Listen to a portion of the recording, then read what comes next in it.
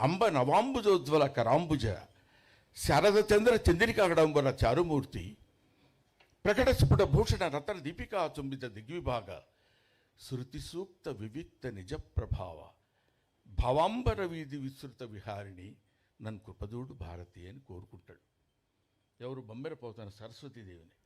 మన నటీనటులు నటీమణులు నటులందరూ కోరుకోవాల్సింది ఏంటంటే భావాంబర వీధి విస్తృత విహారిణి కాదు, నటనాంబర వీధి విస్తృత విహారిణి సావిత్రి నన్ను కృపదూడు భారతి అని నమస్కరించి ఎక్కడో శిఖరాగ్రం మీద కొన్ని వేల వేల వేల వేల మెట్ల మీద కూర్చున్నటువంటి ఆ మహోన్నతమైనటువంటి నటిని ఎక్కటానికి ముందుగా మొదట కనిపించేటువంటి ఆ ప్రథమమైనటువంటి సోపానానికి నమస్కరించుకుని వెళ్ళాలి.